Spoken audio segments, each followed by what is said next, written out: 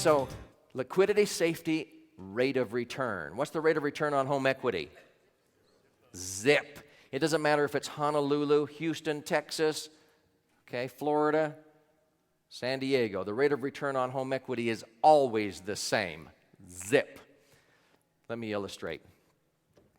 When you buy a house, or if you were to refinance or take equity out, you're either going to incur opportunity cost if you leave your equity in the property, or when you buy or build a house, if you use your own money, it's self-financing.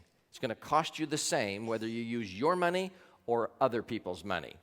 So opportunity cost means that if I keep my money tied up in the property, I have given up the opportunity to earn a rate of return.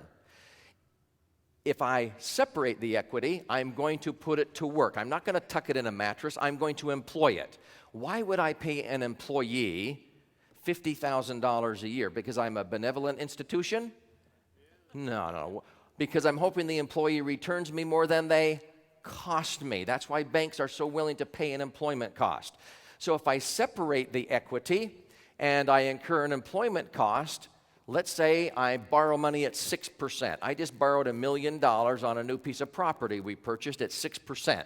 So even if it's not deductible, I pay 6% because I know I can earn more than 6% compounding by not investing my money here, by using OPM. If I choose to pay cash for the property or I leave it in the house, then I am giving up the opportunity to earn, let's say, 6%. Are you with me? You have no choice. You're going to incur one cost or the other. But if this one is deductible and this one is not, what would you rather do? Incur deductible employment costs or non-deductible opportunity costs?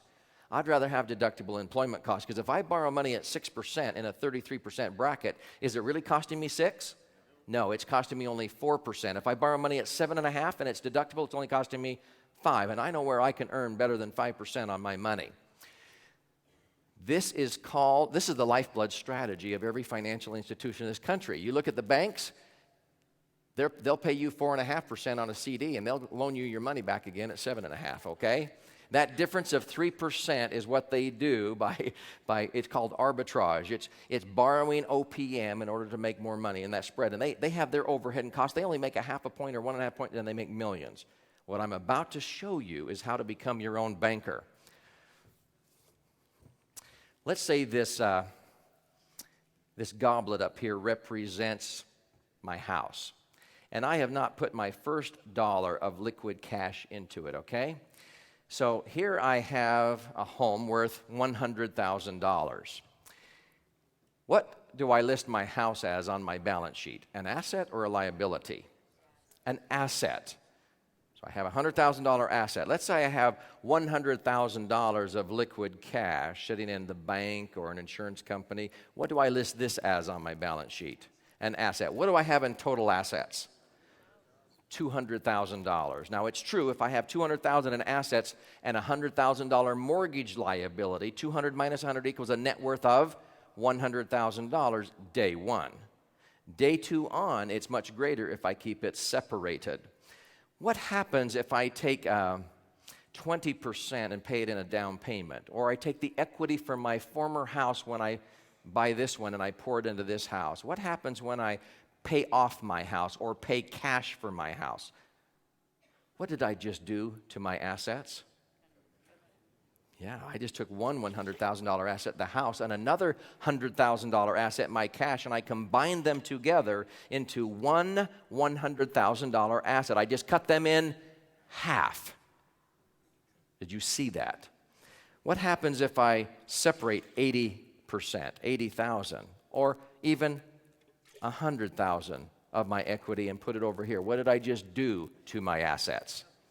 I just increased my assets by as much as double.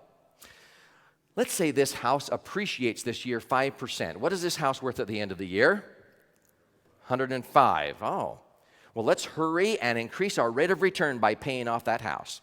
So let's pour all the cash over there, and now this house appreciates 5%. Now what is it worth? 105. How come the same answer? Because equity doesn't have a rate of return. We have this myth conception that because the house is appreciating, that equity has a rate of return. No, it appreciates as a function of the house going up in value and the debt reducing, but equity has no rate of return. When I separate the equity, I give it the ability to earn a rate of return. This is going to go up 5% regardless of whether it's mortgage to the hilt, free and clear, full of cash, empty of cash, okay? Let's say that this earns 10% this year. What is this worth at the end of the year? 110. Oh, I made 10,000 here and 5,000 here for a total of 15. Oh, that sounds like 3 times as much as 5,000. Triple.